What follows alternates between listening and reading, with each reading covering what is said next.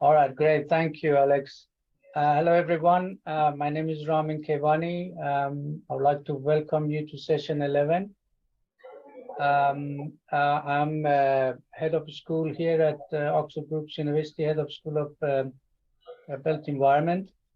I have some understanding of these new financial technologies in real estate and construction, which is part of the school which I lead. But I'm sure I'm going to learn a lot from the presenters and the also participants today. So we have an exciting panel with different experiences. First of all, Gabriela Garcia, co-founder at Our City, Our Space. Then we have Berry Verbanovic. Please do correct me, by the way, if I mispronounce any names or locations. Mayor of Kitchener. Daniela Zanotti, United Way Greater Toronto President and CEO and co-chair of ILEO Leadership Table. Sade Gavanas, Mayor, City of Windhoek. Nick Mantas, Councillor of Scarborough, Agincourt, Ward 22. And Carrie Nessa Norton, Mayor of Stavanger, I think, but do correct me if I mispronounce that. So we're going to start, first of all, with Gabriela Garcia, but please bear in mind, due to time limitations, we have roughly around 7 minutes for presentations to leave a little bit of time for questions and discussions as well. So, Gabriela, it's over to you. Hi, thanks for the presentation. If you can share, I will start talking. So I'm going to present a part of a project that I'm working on in Cuba that is called Nature for Cities. It's a regional project and Cuba is part of it with other 6 countries. We are working in 2 cities of the east of the country, Manzanillo and Camagüey. So we identify some challenges and opportunity to implement nature-based solutions in the urban strategies, and I'm going to talk a little bit about them.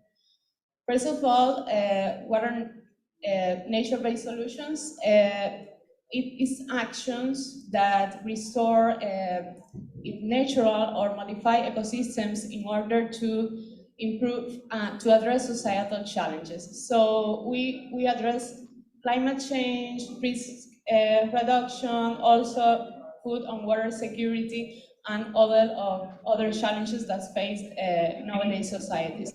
So,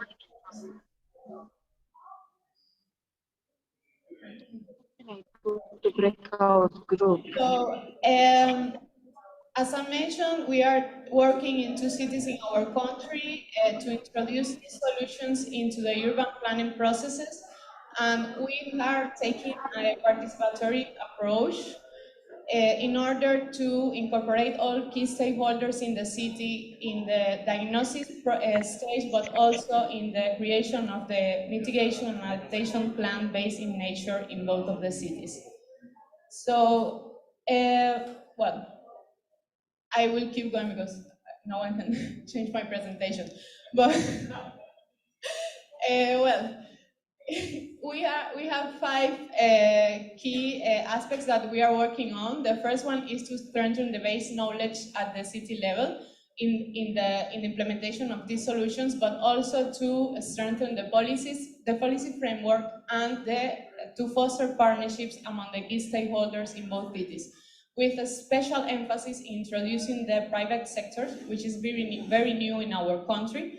It was only approved a few years ago, and actually small enterprises only a year ago.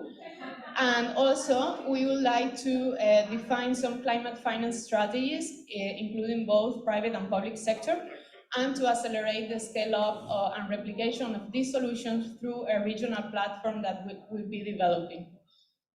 Next one, please. In the case of Cuba, we have that 44% of our country is based in fragile ecosystems, and 27% of the Cuban population lives in these ecosystems.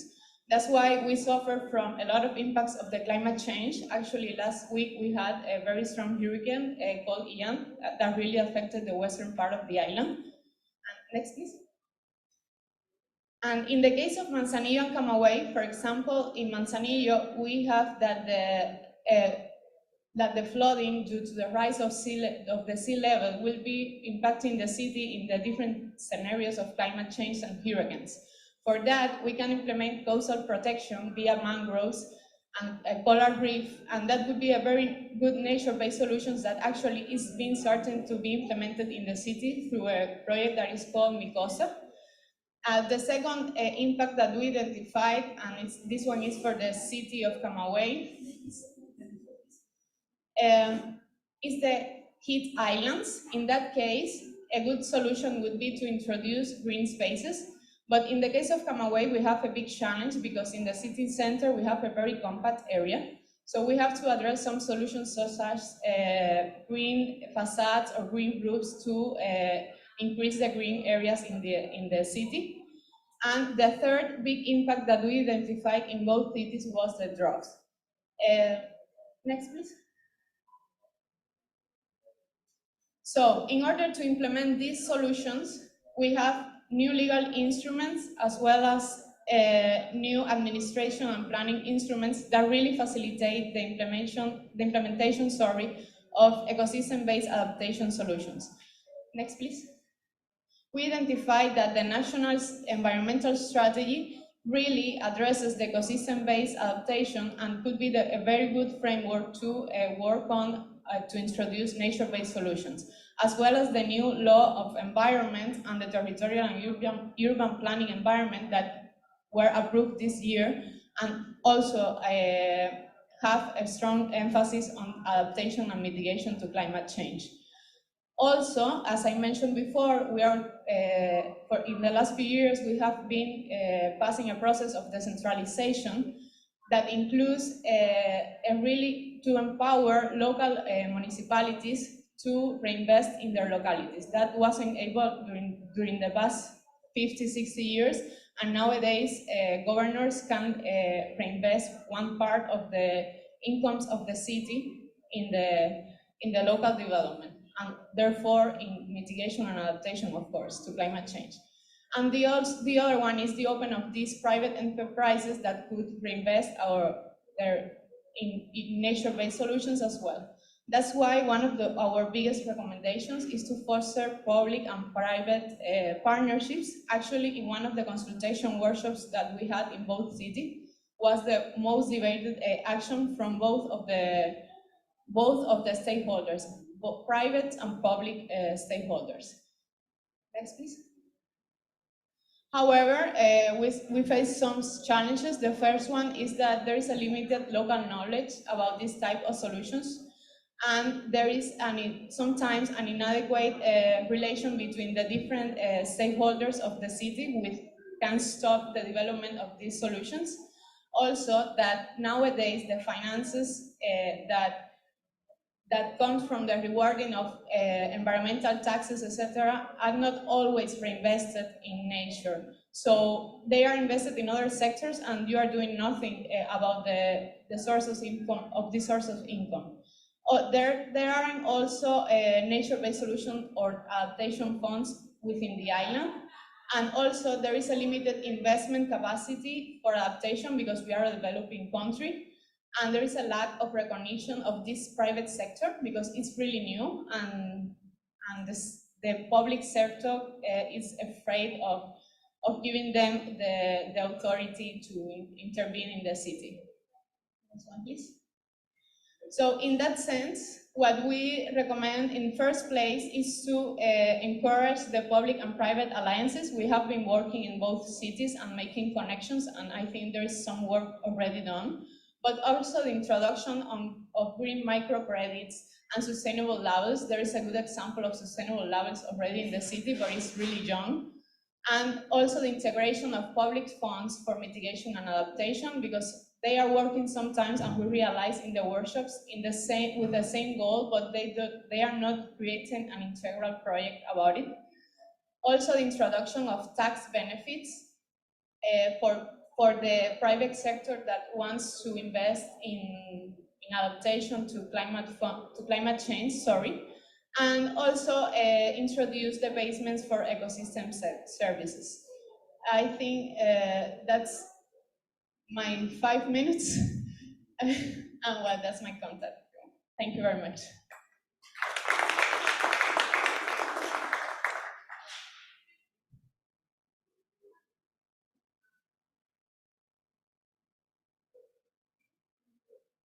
Oh, sorry, I seem to have been talking to myself there as I was muted.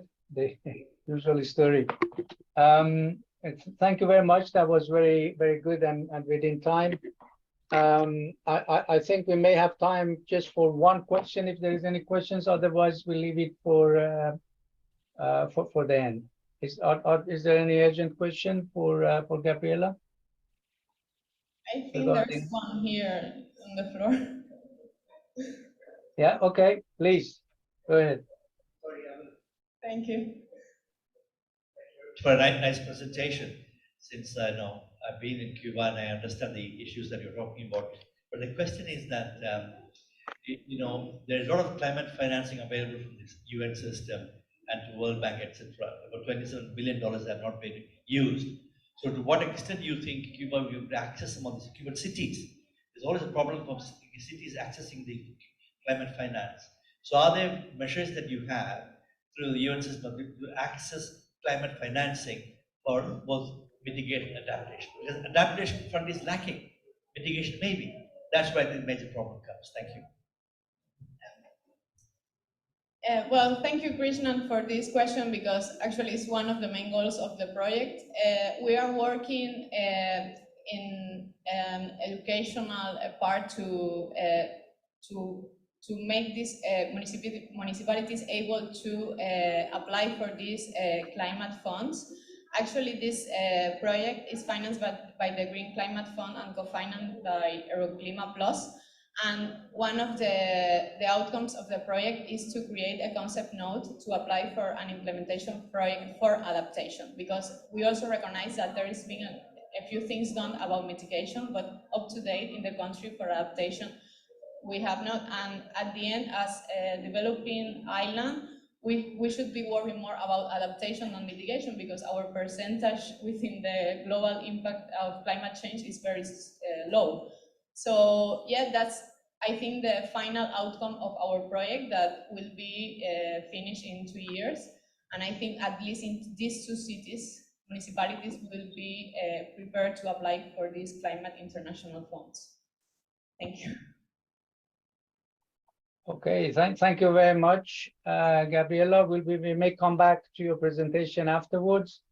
So can I ask Berry Verbanovic, I think, Mayor of Kitchener, please, to give his presentation. Well, thank you very much, Raman, and it's a real pleasure to be here again today. And I really want to congratulate the Alex and everyone on the Urban Economic Forum 4 team for putting today's event together. I've actually been asked to speak a little bit about the work that the city and Kitchener in particular is doing around sustainable development and the UN's 17 Sustainable Development Goals. And so that will be the focus of my comments this afternoon. Sustainable development, in fact, has been at the forefront of many discussions and much of the work that we're doing at the City of Kitchener for quite some time now. As we continue to grow as a city and as a region, it's becoming crucial for cities like us to consider the impact that we will have on the future and to develop by giving proper thought to the consequences of our actions. The City of Kitchener, in fact, has been working hard to embody this idea of sustainable development using the United Nations 17 Sustainable Development Goals, or SDGs, as a framework for our municipal planning as we continue to localize the SDGs and in all of the work that we're doing. In fact, we made 25 action statements within our strategic plan, and each one is tied to at least one of the UN's SDGs, and I'm pleased to share some of that progress with you to date. The City of Kitchener has in fact committed to combating the effects of climate change, already achieving our target of an absolute 8% reduction of greenhouse gases by 2026. A prime example of our, and that's in terms of our corporate target. Our prime example of our efforts can be seen in the infrastructure incorporated into our Kitchener operations facility. This facility includes the integration of a 500 kilowatt solar photovoltaic array on the roof, the largest of its kind in Canada at the time of construction, and combined with the integration of rainwater harvesting infrastructure has saved the city literally hundreds of thousands of dollars annually. Rainwater harvesting from all facilities around Kitchener has saved 5 million liters of potable water, with the Kitchener operation facilities boasting the largest capacity for rainwater collection out of all of them. The water is reused for washroom gray water, as well as in the wash bay at our operations facility, which cleans all of our fleet vehicles. The solar panel installation has paid for itself in less than 5 years, quicker than originally expected, and freeing up between $300,000 and $450,000 annually in the Kitchener's municipal budget. Furthermore, we've replaced hundreds of street lights throughout the city with smart LED lights, which have both reduced electricity and GHG consumption and saved money. This is only the beginning, with Kitchener undertaking even more ambitious goals to reduce our corporate emissions as part of a corporate climate action plan, as well as our community's commitments to meeting the requirements that Canada has agreed to as part of the COP21 agreement in Paris. The city is also advancing work on the first of its kind SDG hub.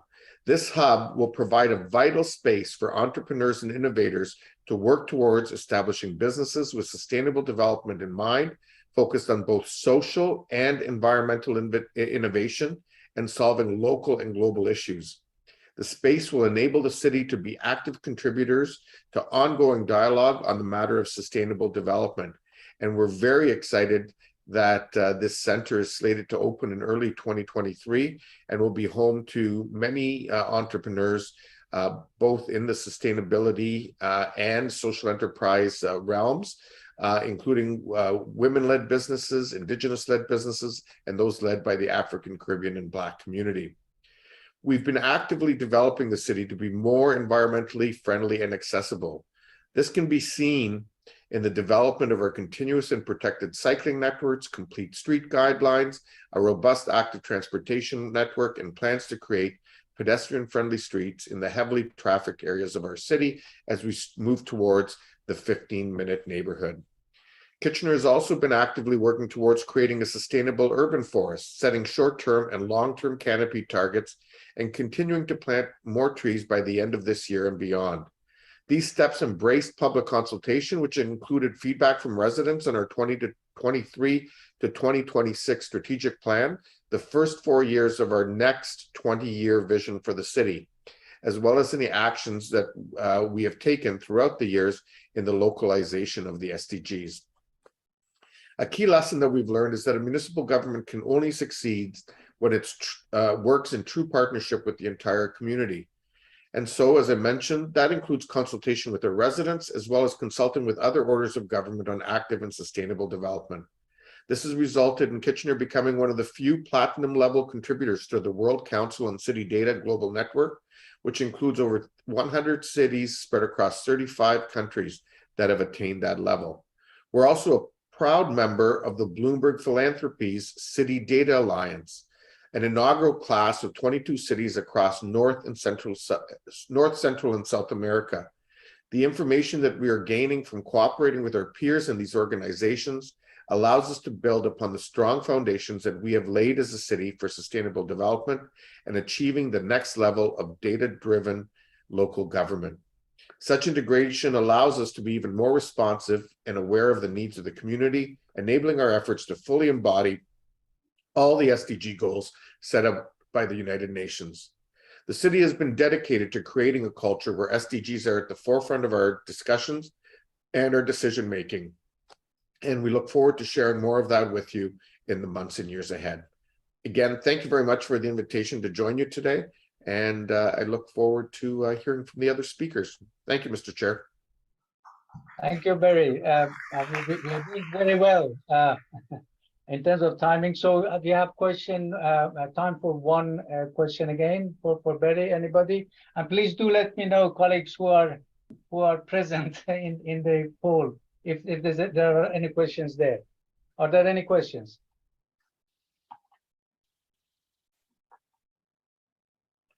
Right. Maybe there will be more other questions there afterwards, Barry, so we can move on to the next presenter, Daniela Zanotti.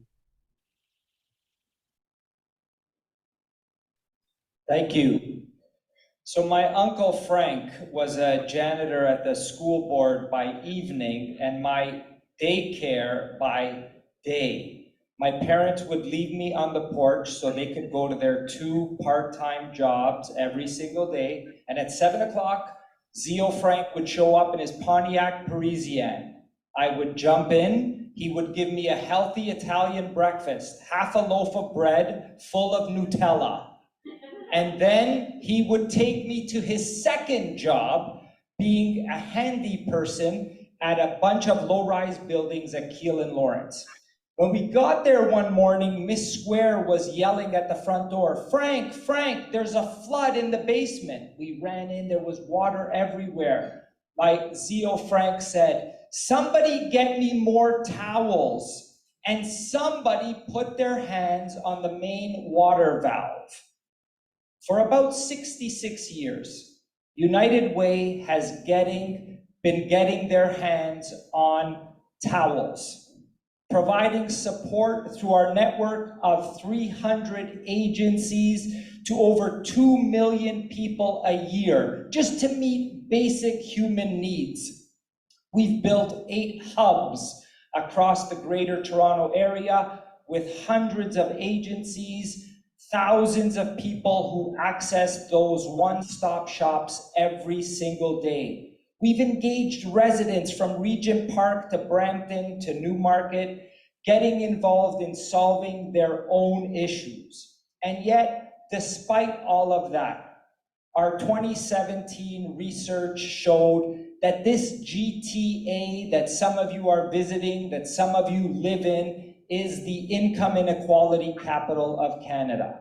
No longer a region of neighborhoods, but increasingly islands segregated by income. And so, decades after BMO gave United Way a gift to build our first hub, we gathered again in the Greater Golden Mile in Scarborough. Once a manufacturing hub for the city, once the first location for a mall and a live cinema, today, increasingly, strip malls with big empty box stores and large vacant parking lots.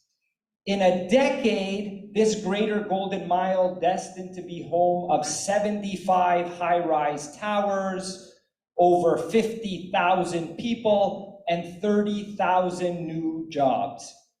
And so, in that same hub that we started, our first community one-stop shop, BMO announced inclusive local economic opportunities. I know, friends, it's a mouthful, but flanked with 30 corporate leaders from real estate, construction, IT, legal, and finance, surrounded by hundreds of residents, community agencies, in partnership with the mayor, the local planning and economic development council, we launched this small place-based initiative in Scarborough, pillared by community, corporations, and government. Each of them asking, what is it that only we can do as a pillar of community? And what is it that only we can do together as the 3 pillars of building inclusive neighborhoods? This is not Porter's shared value. This is not Dr. Itzo's The Purpose Revolution. This is closer to Raghuman Rajan's The Third Pillar, where we realize that it is important for corporations, community, and government to roll up their sleeves together and stay sticky and stubborn in a neighborhood, not drive through community work or checking off your list social purpose or ESG. This is community work led and focused by residents in a place with specific partners. Grounded in the voice of 1,000 residents from the Greater Golden Mile, who identified 3 priorities: good jobs, affordable housing, and a strong neighborhood. This table of corporate, community, and government leaders has been at work for years in this small neighborhood. Today, we've got a joint construction venture that is 49% owned by Aecon, 51% owned by the community. The contractor of choice for organizations like Ellis Dawn, Enbridge, Dream, that have already bought contracts with this joint construction venture. And every single person hired is a resident from that neighborhood, already working as an electrical, plumber, or bricklayer apprentice in partnership with labor. We've started a Good Jobs initiative where partners like Sun Life have created accelerated career pathways with IBM and have hired 3 cohorts of residents from the Greater Golden Mile who are now acting as disability claim officers at Sun Life in good, permanent, full-time jobs. In partnership with RioCan, we put out an open call for local entrepreneurs and are now working with 12 residents to scale their local businesses with free space by RioCan, business planning and mentorship by PwC, and legal support from Dentons. And a table of all the developers who will be working in the Greater Golden Mile on those 75 towers has been brought together by the Kilmer Group, working side by side, sometimes it's pretty, sometimes not too much, with the City of Toronto, Economic Development, Planning, and the Canadian Mortgage and Housing Corporation. Community, corporate, and government all working together in one small neighborhood because we recognize place matters, people matter, and partnerships matter to move this forward. This is not transactional philanthropy. This is not checklist corporate social responsibility. This is not performative purpose. It's not just trying to get the S in your ESG. This is the practice of community. Slow, stubborn, steadfast, partners working together, powered by people, pinpointed in one place, pillared by partners. A blueprint, dare I say, not only in the Greater Golden Mile, but across the GTA and potentially around the world. So at about 12 o'clock, my Zio Frank and I, we clean up all the flood, we get back in the Pontiac Parisian, he's gotta get me to school by 1 o'clock for junior kindergarten, and he says, don't forget your S cookies and your thermos of espresso. That's why my grade JK teacher sent a note home to my mother saying, Daniele is a good student, but he cannot sleep in the afternoon. What's the problem? The problem is, friends, the thermos of espresso. Cheers. Thank you very much, Dan.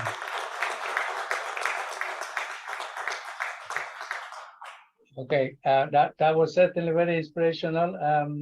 So we've run out slightly over, so we don't have time for any questions. We'll come back to that afterwards. We go next to Sade. Sade Gavanas, Mayor, City of Windhoek. Over to you, please. If you are there, Sade. Hi, Raman. Can you hear me? It's Alex from the Urban Economy Forum. You Oh, see hello, Alex. Yeah, we can hear you. the voice in your head. Can you move to questions and discussions, please? So is Yes. that so we don't have anybody else? Nope, we went through our speakers. Ah, right. Oh, so in that case, then we have plenty of time. So, so Danielle, apologies. It looks like we have plenty of time. So, are there any questions first of all for Danielle?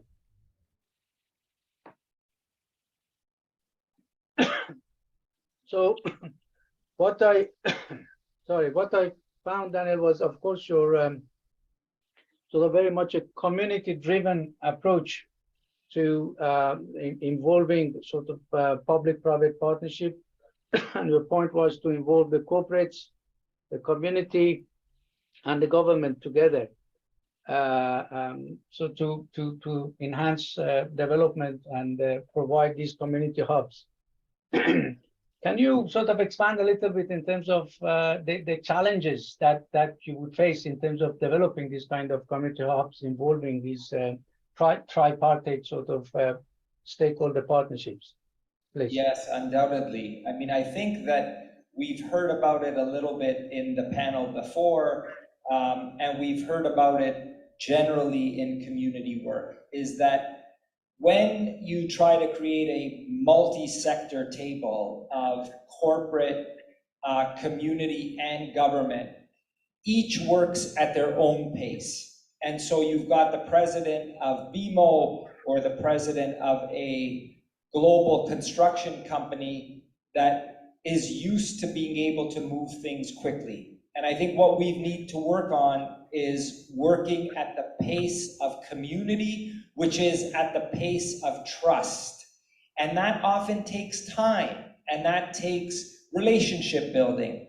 And it's not directly linked to the amount of dollars you invest in that neighborhood. It's directly linked to the relationships you've got. And so what we've seen is for this public-private partnership to work, each group needs to recalibrate its speed, its outcomes, and the measures of success so that we can move forward collectively.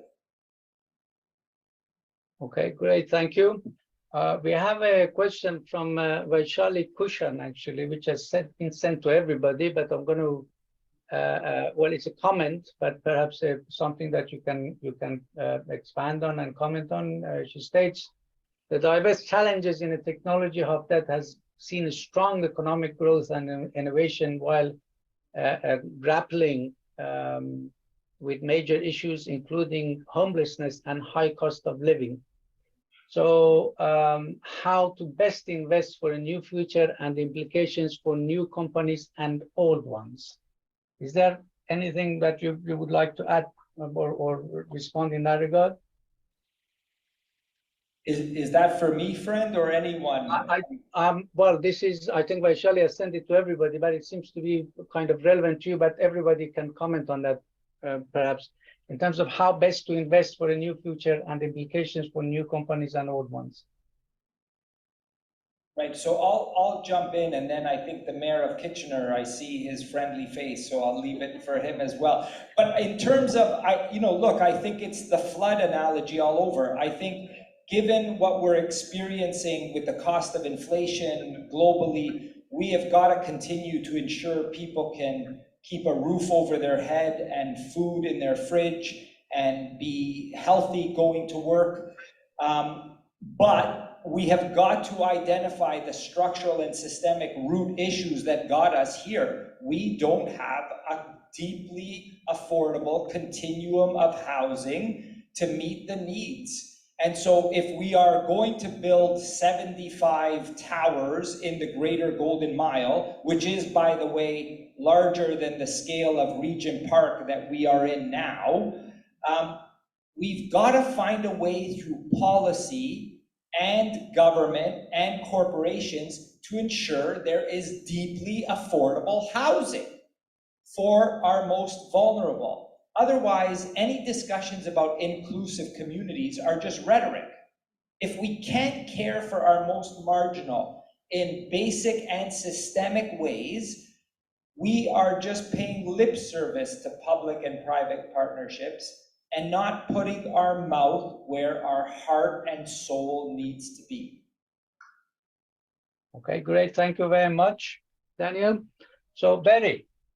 Yeah, thanks. And Vishali, great questions, and certainly I will echo some of the comments that Daniel's made in this regard, because I think it's incredibly important in all of our urban centers to in fact see the full continuum of housing being available, from deeply affordable and supportive housing all the way through to market rents, through to affordable home ownership and beyond. And it's that whole continuum that, quite frankly, right now has not kept up across Canada in terms of meeting the needs, but particularly in the province of Ontario, in terms of meeting the needs that have been generated by the growth that's occurred, and trying to ensure that that continues to as we forecast future growth and future immigration levels, that we're addressing that going forward.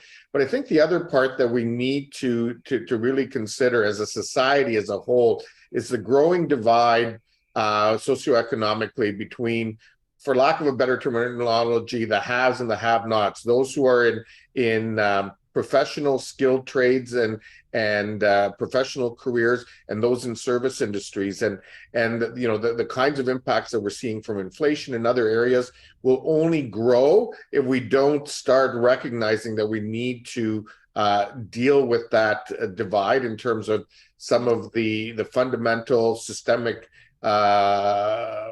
foundations of our systems going forward. I think the last point for us, and this is what has certainly helped us in terms of our economic growth locally, as the western end of the Toronto-Waterloo Region Innovation Corridor, has been that we've always maintained a very diverse economy here. You know, even after we've seen the impact of the manufacturing sector and the decline that it occurred, and things, you know, going offshore, things going down to the United States or Mexico, we've still been able to see about 20% of our local economy be based on manufacturing. We have around 20% and growing now based on technology and innovation. We have roughly around 15 to 20% in financial services, insurance, and so on. And then the rest of the economy spread out, you know, some on education, and then of course other sectors. And that, I think, is key as much as possible for any community going forward, is having that diversity, because it allows you to deal with the peaks and valleys of certain sectors being impacted in the economy at different points in time. Thanks. Great, thank you. Gabriela, is there anything you would like to add to this?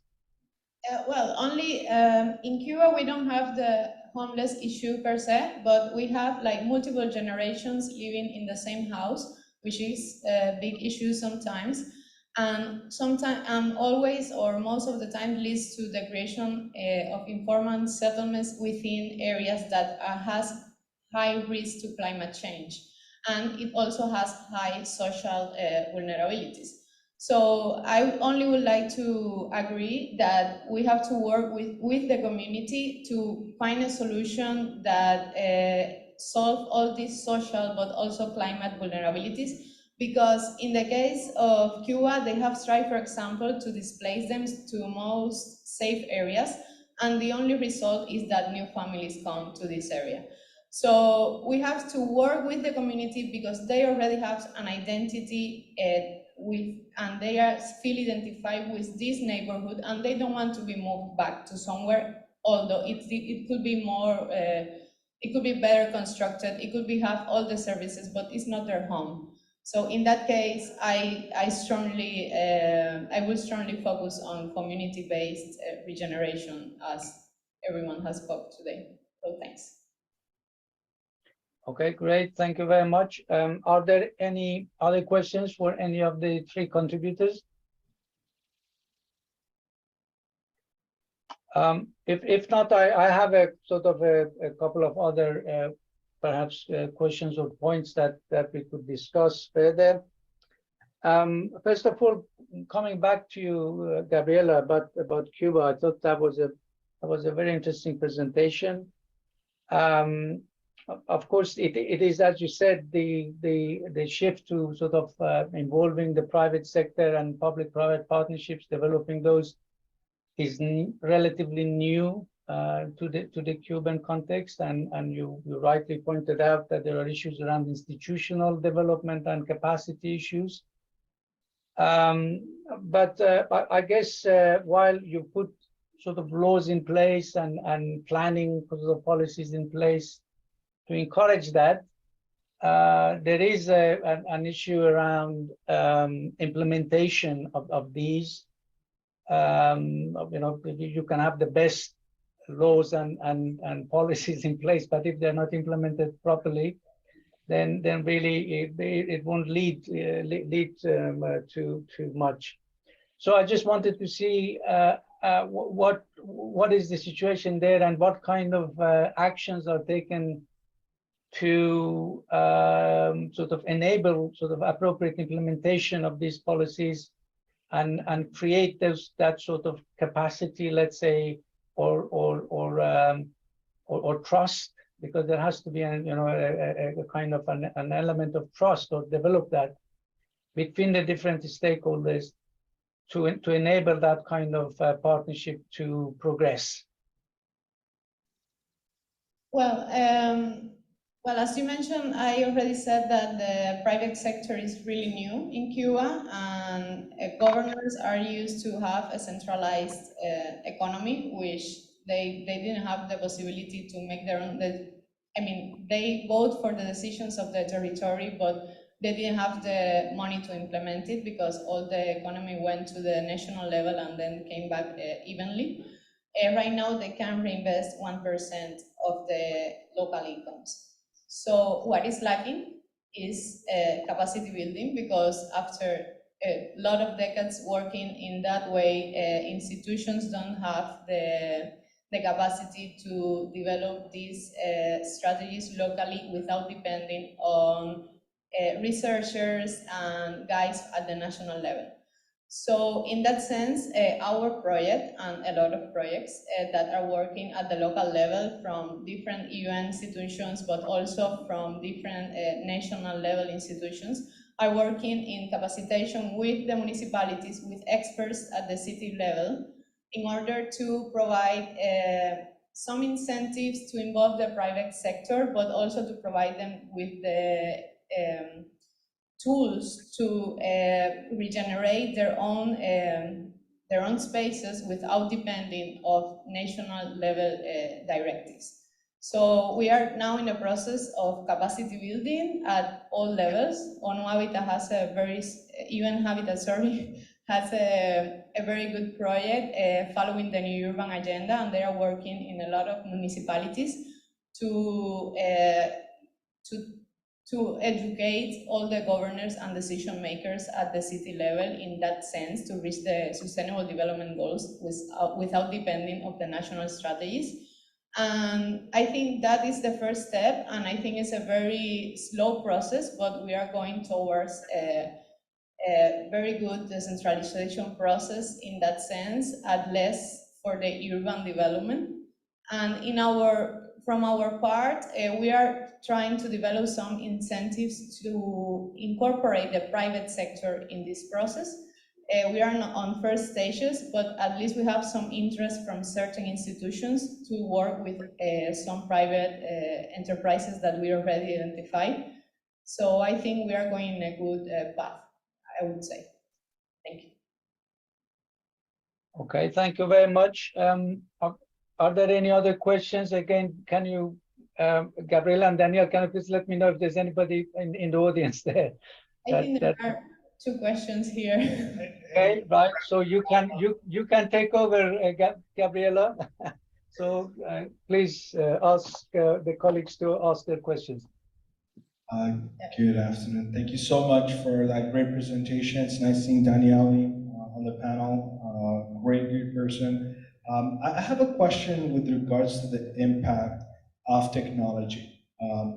I know that this is going to be a shared reality, not just here in North America or in the global south, as we like to refer to the developing world, but I'm very interested in your thoughts about automation and how that's changing the landscape, and how many workers are getting displaced due to technology, and what your thoughts are of what industries need to do to address those challenges.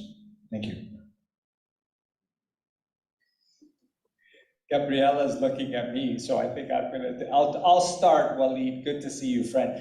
Look, I think it's a this has been the ebb and flow of civilization. I mean, when they invented the watch, I think people were worried, what are we gonna do now to go from the TikTok to the digital watch? When they went from candles to lights, people were freaked out, what are we gonna do with all the workers?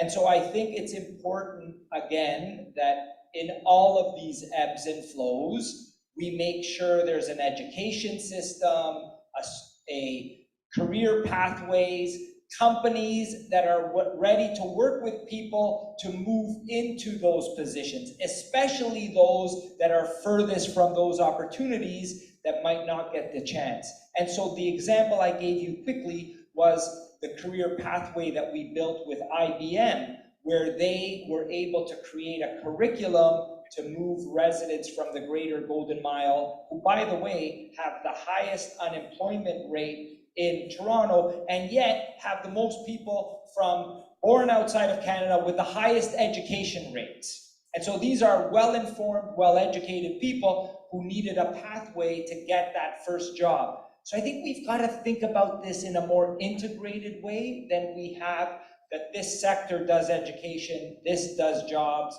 and this is waiting to see if they're going to get a job. Great, thank you. Anybody else? Barry and Gabriela, would you like to add to that? No, well, we are in a very first steps with technology in Cuba, so we are not suffering the impacts right now. So we have another question here on the floor. I think we can move on. Okay, Barry, if you don't have anything to add, then maybe we can go. But if you'd like to add anything, yeah, just very briefly. Again, I think a lot of good points made. I mean, if we think about even the introduction of computers, it was so often said that, we're going to be moving to a paperless society. Well, I don't know about you. Well, we've certainly made some progress, but several decades later, we're certainly far from being a paperless society.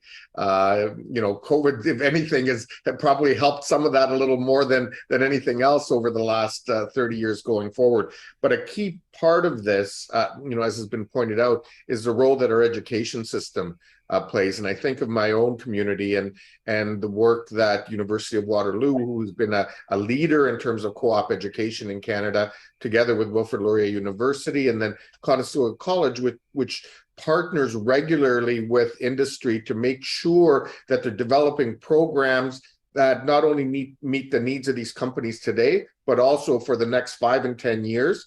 As best as they can identify them, becomes really key so that we don't end up seeing challenges as best as we can avoid in terms of meeting the demands that we have in our economy as it continues to change, diversify, and so on. okay, thank you very much, Barry. So, Gabriela, can you please ask the other colleague that had the question to raise it?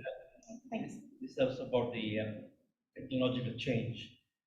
Because we must also understand that technological change is not a democratic process. It happens that people adapt to it, whatever it is. In the process of technological change, we sacrifice generations sometimes. Like what happened to all the coal miners, yeah, right? So the point is that we like all the other people who talked about in the US, so-called sort of brown belt or whatever you want to call them, So we must also understand that while we appreciate and extol how wonderful technology changes are, we forget the sacrifices generations have made in the process of technological change. That's why you think the transition, how we create that, as much as possible, that's something that we need to really keep in mind.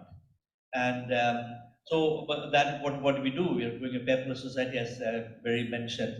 So are there ways in which people can have control of technology?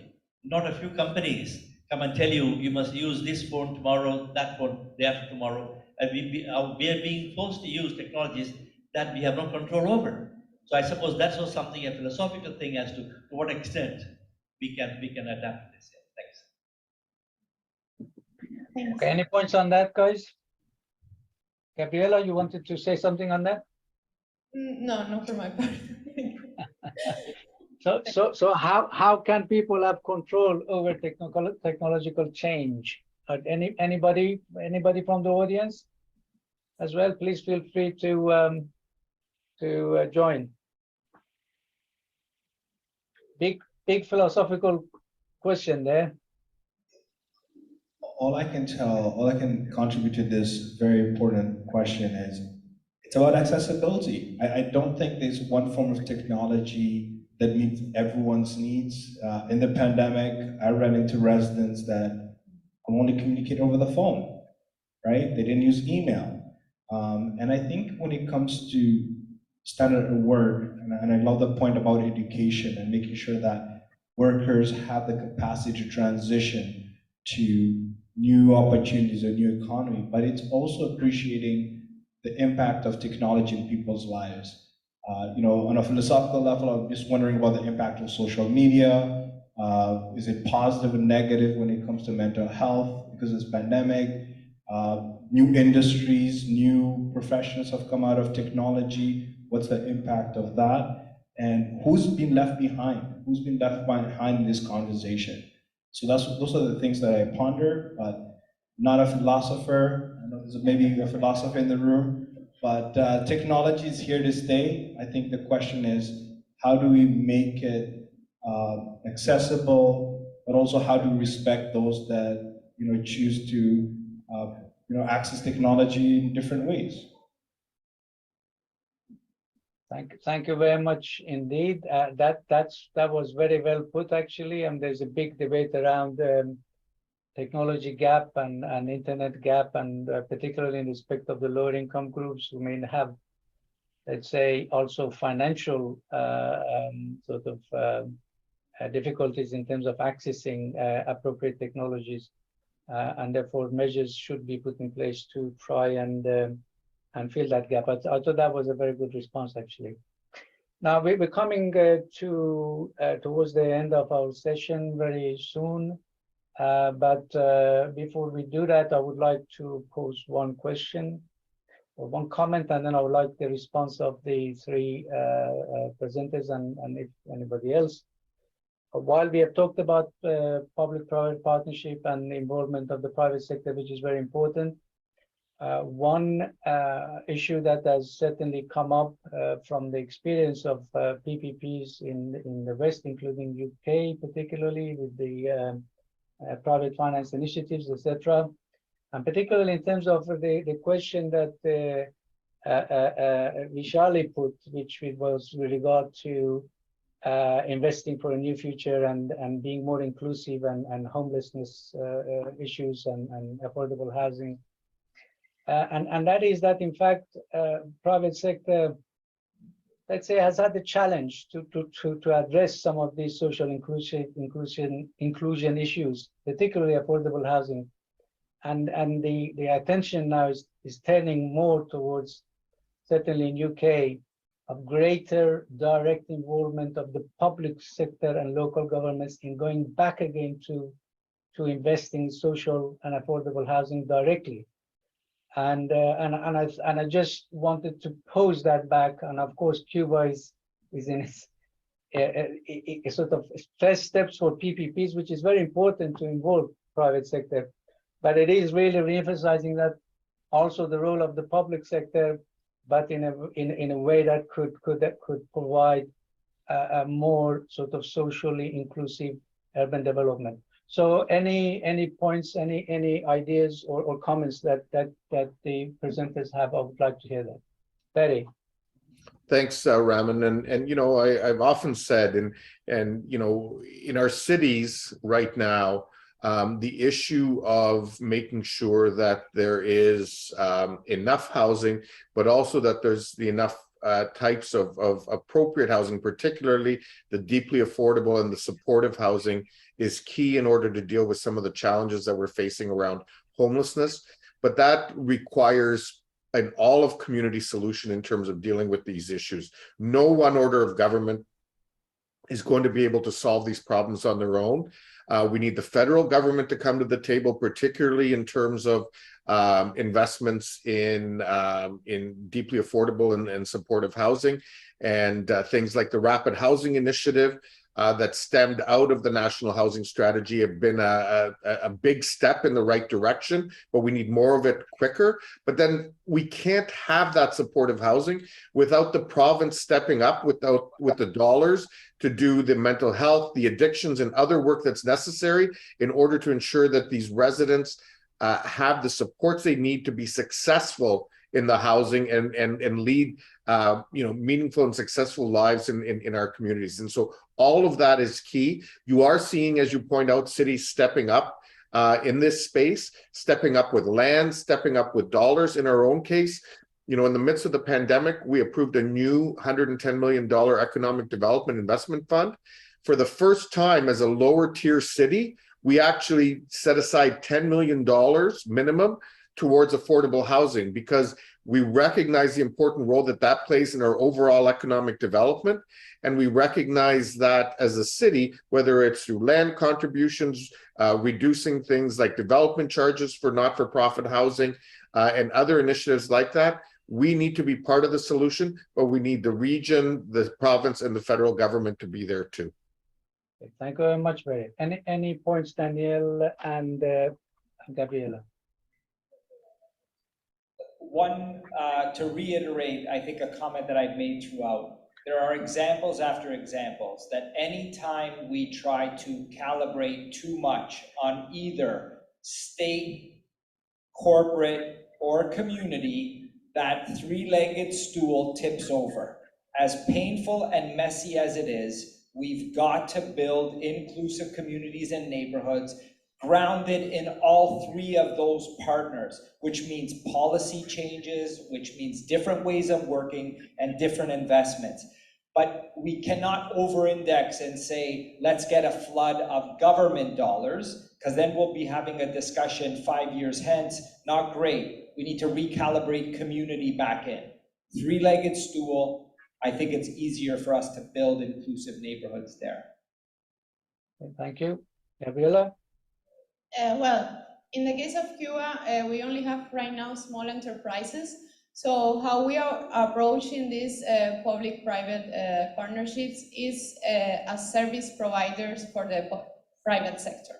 So up to date, the urban planning process is still a state responsibility, and I think at least for the next few years it's going to stay like that. But the government is not able to cover all the needs that the city has, and we are approaching the private sector as service providers in that sense. Also, professionals for developing strategies and so as consultants, but at this point, it's still responsibility of the state. And I think in that sense, we are in a good pathway, because sometimes private sector is what you say is a danger for inclusive development. What I think is missing is the third pillar, actually, like consulting with communities. There's been a process that is starting, working with vulnerabilities communities that are already identified by the government, but I think it should be even more inclusive, like all the three of the parts seated in one table designing together. And that's a way to work towards, but right now it's not like that. Thanks. Thank you very much indeed. If there are no other points from the audience, we can. Peter, as you came on, I don't know whether you wanted to say anything, but if you do, please feel free to come back and tell us something. But Crystal, did you want to say anything? No? Okay. So just to say that that's a very good place to end. We've come to the end of our time. Just to also say that I didn't mean to say that the private sector is a danger to inclusive development. Just to say that there are perhaps limitations that we have to take into account at certain point. And to end with the main takeaway, I think, from this discussion, which is about effective public-private partnerships with the involvement of all the main stakeholders from the private sector, community, and the government, which would require appropriate institutional capacity and development, both from the government side, but also capacity from the private sector, and effective involvement of the community sector in decision making, not just consultation, but actually effective involvement in decision making itself, which I think it's very important. Well, thank you very much again, and I wish you a very good evening. It's coming up to about 11:15 now here, so I'll be going off to bed soon. But I'm sure you will have a wonderful evening going around the site visit, and I believe perhaps later on with socialization. Thank you. Alex, over to you. Yes, thank you so much.